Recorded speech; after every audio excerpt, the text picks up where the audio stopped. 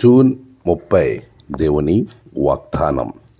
నా నామము ఉంచుటకు నేను ఏర్పరచుకున్న స్థలమునకు మిమ్మును రప్పించెదను. నెహెమ్యా 1:9.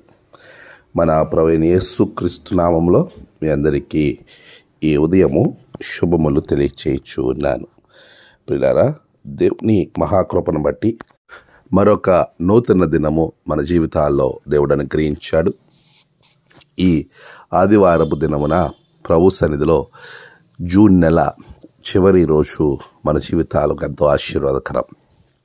ఈ నెలంతా దేవుడు మనల్ని కాపాడినందుకు ప్రభుకి కృతజ్ఞతాస్తుతులు చెప్పే ధన్యత ఆదివారపు ఆరాధన మనకు అనుగ్రహింపబడింది. ప్రియులారా, ప్రభు అంటున్న మాట, ఇదిగో మీ జీవితంలో ఆశీర్వాదకరంగా ఉండడానికి నా నామము ఉంచుటకు నేను ఏర్పరచుకున్న స్థలానికి మిమ్మల్ని రప్పించేస్తాను. చాలాసార్లు మనం అనుకుంటాం, నేను ఎక్కడ ఎందుకున్నాను, నేను ఇక్కడ కాదు కదా, వేరే చోటకి వెళ్ళాలి, నా ప్రమేయం లేకుండా ఇక్కడికి వచ్చాను, నేను అనుకోలేదు. రకరకాలుగా మనిషి ఆలోచన చేస్తుంటాడు. ప్రభు చెప్తున్నాడు, ఆయన నామాన్ని ఉంచడానికే తను ఎక్కడైతే ఉండాలని నిర్ణయించుకుని ఏర్పరచుకుంటాడో ఆ స్థలానికి నిన్ను తీసుకెళ్తాడు ప్రభు. మన తలంపులు ఆయన తలంపులు చాలా విభిన్నంగా ఉంటాయి, చాలా గొప్పగా ఉంటాయి. నువ్వు అనుకోవచ్చు, ఎందుకు నేను ఈ పరిస్థితి గుండా వెళుతున్నానని. అది ప్రభు చిత్తంలో జరగవలసి ఉంది గనక జరుగుతుంది. కానీ నువ్వు ఏమాత్రము సందేహపడద్దు, నువ్వు ఏమాత్రము కూడా భయపడద్దు, అనుమానం వద్దు. చిత్తకించము, నేను నీ దాసుడు అని ఆయనకు నిన్ను నీవు అంగీకరించుకుంటే, నిన్ను నీవు సమర్పించుకుంటే, ప్రభు తన జీవితంలో, ప్రభు తన యొక్క జీవన విధంలో ఎలాగైతే తండ్రి చిత్తానికి సమస్తాన్ని అప్పగించుకున్నాడో అలా నువ్వు అప్పగించుకోగలిగితే, అది ఏ స్థలమైనా దేవుడు నీతో ఉంటే నీకు ఇంకా భయం ఏముంది. అరణ్యంలో ఉన్న ప్రభు నీతో ఉంటే దావీదులాగా ఆశీర్వాదకరంగా ఉంటావు. అది చెరసాలైనా యోసేపులాగా దేవుడు నీతో ఉంటే నీకు భయం ఉండదు.